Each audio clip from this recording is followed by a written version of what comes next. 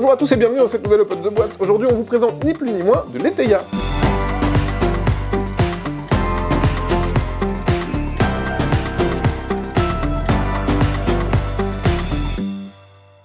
Ni plus ni moins, c'est un jeu de Julien Griffon, illustré par Vincent Burger. C'est un jeu d'ambiance où il va falloir trouver la bonne réponse qui est comprise entre 1 et 9, ni plus ni moins. Et pour deviner, en fait, on va poser des questions qui, à chaque fois, la réponse est comprise entre 1 et 9, bien évidemment. Le principe, c'est coopératif, on aura un chrono, il y a même une petite application qu'on peut utiliser pour avoir le petit scoring, etc. Et on va essayer de deviner un maximum de chiffres en fonction de la difficulté qu'on veut mettre, etc. etc.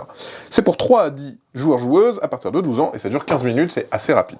Ça peut durer moins longtemps si vous êtes très très doué. La règle, elle est juste ici, elle est en 3 feuillets. On voit ici justement les différents challenges que vous pouvez faire, en fonction du temps que vous avez, en fonction du nombre de joueurs-joueuses que vous avez, etc. Donc voilà, c'est ça la rejouabilité, elle va être sur les scorings à faire. Ah, et du coup, l'application, elle permet d'avoir un timer, par exemple. Un chrono, elle est un peu designée violet-jaune, etc. Vous pouvez aussi le faire avec un chronomètre, il n'y a pas de souci. Et ici, on peut noter son mur de record pour fanfaronner auprès des copains. Ici, on a... alors, je vais vous montrer ça après, parce qu'en fait, on va jouer aussi avec la boîte. On va retrouver à l'intérieur, hop, des petits œillets, parce qu'en fait, on va clipser sur la petite barre le principe de ni plus ni moins, on va voir ça. Et ici, on a les questions. Alors, on va essayer d'ouvrir ça proprement. Donc, on a plusieurs questions, et on a les chiffres à faire deviner, hop, qui sont juste ici, et qui sont compris entre 1 et 9. Et là, on a plus de questions encore.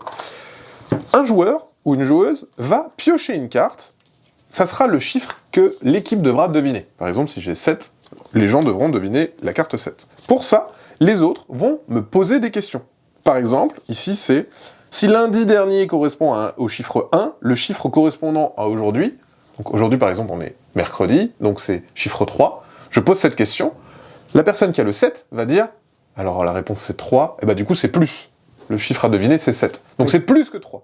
À ce moment-là, on va prendre cette petite boîte, juste ici, donc hop, et on a des petits œillets à clipser, pour pouvoir faire des curseurs, c'est plus, c'est moins, et ça se présente comme ceci. Donc là par exemple je vais dire, c'est plus que 3. Du coup, on va bouger comme ça le curseur, et on voit que maintenant, la réponse est comprise entre 4 et 9. Un autre joueur va me poser la question, un des chiffres de la fameuse route qui traverse les États-Unis. Ah bah, c'est plus. Ah, 666, la route 66, pardon, oui. C'est plus, ok, donc c'est compris entre 7 et 9. Et on va comme ça ajuster. Les autres joueurs vont poser des questions pour affiner. À un moment, on va poser la question, le nombre de nains dans Blanche-Neige. Ah, c'est exactement ça, la réponse est 7. Oui, c'est 7. C'est validé, on a validé une carte. Ok. Et en fait... Et après, l'objectif, c'est d'en dépiler le plus possible. Exactement. Sur la boîte, on joue avec la boîte, donc en fait, ça se positionnera comme ceci.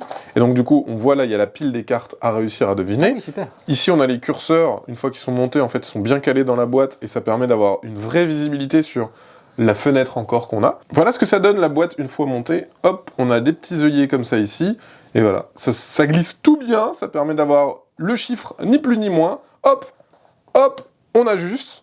Et aussi, on voit, il y a une petite, d'un côté, on va mettre les cartes qu'on a validées, et de l'autre côté, les cartes où on s'est éventuellement trompé. Par exemple, le jour, machin, on sait pas que mercredi, en fait, c'était le 3e jour, on se trompe, on dit « Ah, c'est moi ! Ah non, pardon, ah, zut !» Et ben du coup, on la défausse, et on va avoir des pénalités de temps pour chaque carte qu'on n'a pas trouvée ou qu'on passe parce qu'on galère.